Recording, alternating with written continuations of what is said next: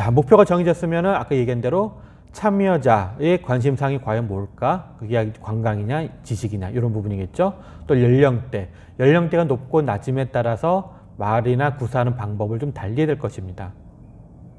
또 여행 해설에 대해 좋아할까 아니면 싫어할까? 어떤 분들이 이렇게 얘기 많이 하는 거 싫어하는 분도 있어요. 또 저 같은 경우는 걸으면서 하는 거다 보니까 왜 자꾸 안 걷고 멈춰요? 이렇게 얘기하시는 분도 계시거든요. 그래서 이런 분들이 있을 경우는 해설보다는 이제 걷는 거 위주로 하면서 잘 짜잘하게 얘기해 주는 게 더 좋겠죠. 그리고 만약에 그런 거보다는 얘기 듣는 게 좋아하는 사람들도 있을 거예요. 그런 사람들한테는 걷는 것보다는 얘기를 좀 더 많이 하고 시간을 늘려서 하는 거. 이렇게 수준에 맞춰서 얘기할 줄도 알아야 돼요. 근데 우리는 그게 익숙치 않으니까 쉽지가 않죠. 이것도 얘기해도 저것도 얘기해도 막 정신이 없어요. 그러다 보니까 많이 연습하시는 거 방법밖에 없어요. 그리고 이 사람들 저 사람들한테 얘기해 보시고 그 다음에 그 사람들이 어떻게 반응하는지 자꾸 쳐다봐야 돼요. 눈치를 보면서. 그거 안 보면요 나중에 눈치 없는 사람이 됩니다. 자, 다음으로 스토리텔링 만들 때 시나리오 써야 되잖아요. 그러면 고려해야 될 부분들이 좀 그가 있어요. 단순하게 글만 써서 될 게 아니라 글 안에다 제가 지문도 넣어야 된다고 그랬죠. 얘기해야 될 거리도 많이 넣었다고 필요하다고 그랬어요. 그러면 또 어떤 부분들이 있느냐? 바로 장소, 공간에 대한 얘기 것도 필요합니다. 설정을 내가 해야 돼요. 내가 어느 지점 가서 어디서 이렇게 막 왔다 갔다 하고 이렇게 움직이고 하면 사람들이 좋아할까요? 아니요. 그렇지는 않을 겁니다. 약간 전문가로서 보이지는 않겠죠. 딱 내가 어디 위치에서 가서 얘기를 해야겠다 싶으면은 그 자리에 딱 미리 고민하고 생각하고 있다. 그 자리에 딱 도착하자마자 자, 이쪽으로 모이세요. 얘기를 하는 거죠. 그거 그대로 이런 말들을 그대로 이제 품 안에 시나리오 써야 되거든요. 그래서 시나리오 쓸 때는 그 단순히 글쓰기, 어떤 역사 문화자에 대한 해설되는 부분 외에도 이런 부분도 고려해서 다 표시해야 됩니다. 그래서 여기에 해설 시나리오에 들어가야 될 부분이 뭐가 있냐면은 해설하고자 하는 이야기, 무엇을 해설할 건지 이야기가 될 거 당연히 들어가야겠죠. 그 다음에 주제를 선정해서 주제를 이끌어낼 수 있는 어떤 그 꼬심의 말 이런 것들도 좀 있어야겠죠. 오늘 여기 왜 오셨어요? 오늘은 가는 데가 어딘지 아세요? 여기 가면 뭐가 있는지 아세요? 뭘 보여드리려고 하는데 제가 보여드리려고 할 겁니다. 궁금하지 않으세요? 자꾸 이런 식으로 말하는 거. 이런 말도 시나리오 안에 들어가야 된다는 거예요. 그래서 시나리오는 반복해서 말씀드리지만은 내가 하려고 했던 멘트를 다 넣는 거예요. 또 이제 주제에 대한 걸 얘기하다 보면은 우린 역사 어떤 자료 뭐 아니면은 네이버 뭐 이런 데서 한 책 발표하기도 하지만 가끔은 여러 군데에서 블로그든 소설이든 논문이든 이런 데서 발췌해서 그걸 쓰는 것도 괜찮아요. 예를 들어서 제가 이제 마포 가면은 거기 마포 시비도 있지만은 거기에 이제 노래 시비가 음방울 자면 마포정점이라는 게 있습니다. 그럼 그 노래를 다시 저도 흥얼흥얼거리면서 얘기를 풀어가거든요. 또 마포에 대한 거는 역사책뿐만 아니라 다른 서적에도 굉장히 많이 나오거든요. 그럼 그런 얘기를 다 찾아보는 거예요. 그래서 마포가 단순하게 역사적으로만 같이 있을 게 아니라 근대에서는 또 맛집이 많잖아요. 그럼 맛집에 대한 얘기도 같이 섞어서 해주는 거고, 그럼 또 거기에 대한 자료를 또 찾을 수 있잖아요. 이렇게 다양하게 좀 찾을 필요가 있어요. 그래서 그런 내용들이 골고루 들어가면 제일 좋겠죠. 저는 그 도시여행 해설가는 역사 해설가가 아닙니다. 문화 해설가, 역사 문화에 치중된 해설가가 아니에요. 데이터는 숲이든 자연도 얘기할 수 있어야 되고요. 건축이나 다른 문화적인 거 아니면 자기가 체험하는 거 어떤 것도 얘기해 줄 수 있어야 돼요. 거기에 자기 전공 분야에 더 들어가서 하면 더 좋겠죠. 최근에 저한테 수업받는 분 중에 한 분은 명상에 되게 그런 관련된 자격을 갖고 계세요. 그래서 명상과 해설을 결합한 이런 걷기 여행과 결합된 프로그램을 만들려고 저랑 또 얘기를 하면서 수업을 듣고 있습니다. 자, 이처럼 도시여행 해설가는 다양한 방면에서 많이 알아야 돼요. 역사 문화뿐만 아니라. 그렇기 때문에 역사 문화에 한정지치 빌 필요도 없고요. 다양하게 되고 그런 주제들 찾아서 넣을 수도 있으면 더 좋겠죠. 그 다음에 한정된 시간 동안 다룰 수 있는 주제니까 내가 오늘 가는 이곳이 과연 시간 안에 깔 수 있을까? 주제상 맞을까? 예를 들어서 이제 덕수궁 궁은 1시간 또는 3시간 이상 얘기할 수가 있어요. 내가 오늘 정한 건 1시간인데 이거를 3시간짜리 분량으로 얘기하려면 말이 잘 안 맞겠죠? 그래서 과연 이거를 내가 어느 분량으로 할지, 어느 이게 적당한 데인지, 내가 정한 시간대 맞는지 이런 것도 고민을 해서 시나리오를 써야 돼요. 그래서 시나리오 보통 A4지 그 폰트 10으로 썼을 때 한 장 정도 분량이 대략 5분에서 7분 정도 나옵니다. 그거 감안하셔서 쓰시면 되겠죠. 그리고 해설의 공간 또는 장소 자체 이야기가 있는가. 우리는 동네가 이름이 여러 개 있죠. 근데 동네 이름 왜 동네 이름인지 어떤 이유가 있는지 아시나요? 모르는 사람들 많아. 대부분이 모르실 거예요.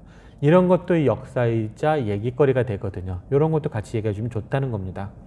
또 방금 또 말씀드린 것처럼 지식 전달이 우선인지 즐겁게 느끼게 할 건지, 그래서 그거에 따라서 시나리오 쓰는 것도 조금 달리해야 됩니다. 자, 이제 시나리오를 작성함에 있어서 문구를 조금 이렇게 이쁘게 멋있게 쓰면 좋잖아요. 그래서 그렇게 쓸 때 어떤 기준으로 쓰면 좋을지 좀 말씀을 좀 드릴게요. 그래서 살아있는 해설 문구를 쓰려면 이렇게 하면 좋습니다. 먼저 실제 있었던 이야기를 해준다. 해설가의 경험 또는 해설 장소의 유래, 또 기록 관련된 것들, 여기에다 더해서 사진 같은 걸 첨부해서 보여주면 더 좋겠죠. 없던 얘기를 해주면 이렇게 말이 버벅이게 돼 있어요. 그래서 가능하면은 내가 경험했던 얘기를 해주는 게 제일 좋고요. 근데 경험하지 않았더라도 뭐 친구나 뭐 지인의 아니면은 뭐 책에서 나왔던 어떤 경험치, 이런 부분들을 갖다가 같이 얘기해 주는 것도 방법입니다. 그래서 이런 게 더 훨씬 더 와닿습니다. 얘기해 줬을 때. 두 번째가 질문을 던진다. 나와 참가자의 상호 소통하고 있음을 인지시켜 주는 거거든요. 뭐 아까 전에 제가 한강 얘기하면서 자꾸 이런 얘기 했었죠. 잠수교과 예를 들 때, 잠수교 보셨어요? 잠수교는 왜 이렇게 생겼을까요? 이런 식으로 제가 질문을 던질 때 얘기했잖아요. 이런 식으로 하면 사람들이 질문하게 되면 답을 하려고 합니다. 아니면 답을 안 해도 그냥 뭔가 생각을 하겠죠. 말은 못 하더라도. 그러면서 또 말이 없으시네요. 다들 부끄러워하시는가 보다. 뭐 이렇게 농담할 수도 있을 거고. 이런 식으로 풀어갈 수가 있습니다. 그래서 나를 찾아온 고객하고 저하고 이렇게 교감을 하는 거죠. 그렇게 하기 제일 좋은 방법이 이제 질문을 던지는 겁니다. 자, 여기서 이제 질문을 던져서 이제 이런저런 얘기하면서 또 내 얘기했던 거에 좀 더 실감 나거나 또 어떤 거를 이제 좀 이 말이 맞아요 라는 걸 좀 증빙할 수 있으면 더 좋겠죠. 그렇게 하기 위해서는 제일 좋은 방법이 통계 정보, 숫자로화되어 있는 이런 걸 얘기해 주면 되게 설득력 있게 다가갑니다. 그래서 또 어떤 역사적인 사건이 일어났을 때 우리는 보통 연도를 많이 얘기하잖아요. 1970년, 다음 1987년 뭐 이런 식으로 얘기하는데, 이런 식으로 얘기해 주는 게 상당히 설득력이 있습니다. 아니면은 신문이나 어떤 과학 잡지에 있는 통계 자료, 이런 걸 또 인용하는 것도 되게 얘기를 듣는 사람들한테 좀 더 설득력 있게 얘기할 수 있는 방법입니다. 그 다음에 해설 장소와 유사한 장소와 같은 얘기를 해주는 것도 굉장히 괜찮아요. 뭐 아까도 잠수교를 얘기 들었지만, 잠수교 옛날에는 거긴 다리가 움직였기 때문에 개도교라고 있었는데, 우린 또 이런 도계교라고 하죠. 도계교는 우리가 떠오르는 거 딱 어디에 있냐면 부산에 있는 도계교가 있습니다. 태종대 가는 길에. 그런 식으로 연갈지어서 얘기 주면 사람들이 왜 그런 거는 지금도 있는 거고 볼 수가 있기 때문에 이해가 쉽죠. 그러니까 사람들한테 이해시키는 데 도움이 됩니다. 자, 그 다음에 이제 그림, 사진 등의 시각적인 자료를 활용하는 겁니다. 저 같은 경우는 이제 노트북 좀 큰 거, 노트북 큰 거에다가 이 사진 자료 같은 걸 많이 담아서 필요하면 그걸 이제 보여주기도 하고 그러는데, 그냥 얘기했을 때보다 사진 자료를 보여주면서 얘기했을 때 훨씬 더 사람들 반응이 쫙 다가와요, 저한테. 그래서 그 사진 자료 보려고도 하지만은 또 그 사진을 또 찍어가려고도 합니다. 이게 관심인 거거든요. 또 사람들은 이게 시각적인 거에 많이 익숙하거든요. 예를 들어서 종로나 이렇게 서촌 이런 데 가면은 무슨 별장 터 해서 그런 비석들만 많이 있어요. 근데 그런 거 보면 이게 별장터라고 얘기를 하면은 설명 들으면 그렇겠지만은 과연 어떻게 생겼는지 잘 감이 올까요? 안 오겠죠. 그러면 어떻게? 그 당시 그 터와 연관된 사진들을 보여주면 사람들이 이러면서 쉽게 이해를 할 겁니다. 그래서 저 같은 경우는 이제 그 정동의 러시아 공사관이 종탑만 남아 있잖아요. 옛날 건물 되게 컸었거든요. 그럼 그런 모습들을 종탑만 남았을 때 얘기하면 그래 뭐 저게 뭐 종탑인지 아닌지 어떻게 알아요. 그래서 옛날에 실제 러시아 공사 모습들을 이렇게 도면이라든가 사진으로 이렇게 보여줍니다. 그럼 실제 사람들도 그렇군요, 저렇게 원래 컸었군요 건물이, 이렇게 이제 이해를 하는 거거든요. 그래서 잘 하거나 이런 쪽에 탁월한 감각을 가진 분들은 이런 그림과 사진을 활용을 잘 합니다. 그래서 관련된 사진의 자료 모으는 것도 되게 중요하겠죠. 그래서 앞에 답사할 때 사진 찍는 거, 이게 그래서 중요한 겁니다. 그래서 자료를 많이 모으는 게 되게 중요한 겁니다. 또 이런 게 있어요. 많은 내용은 참가자들을 지치게 합니다. 짧고 간단하게 5분에서 길어야 10분 정도. 너무 많은 얘기를 해주다 보면 사람들이 힘들어요. 왜? 보통은 해설 여행을 나가서 야외에서 하는 거잖아요. 야외에서 하게 되면 서 있어야 되거든요. 물론 근처에 벤치라든가 뭐 정자 같은 게 있어서 앉을 수가 있으면은 쉬어가면서 얘기하면은 좀 더 괜찮겠지만은 그런 장소들은 의외로 많지는 않거든요. 그러면 어떻게? 계속 서 있어야 됩니다.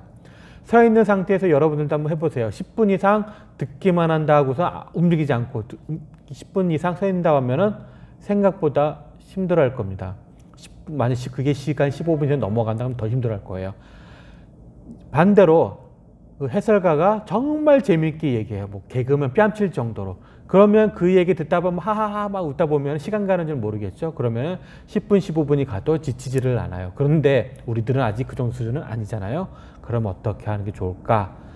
시간을 짧게 하는 거예요. 5분 10분 또는 움직여서 또 얘기하고 또 움직여 또 하고 이렇게 하는 게 따라오는 고객들도 지치지를 않아요. 힘들 줄 모르고 잘 따라옵니다. 근데 어떤 대부분의 해설사 분들은 문화해설사 이런 데 가보면은 얘기를 엄청나게 해요.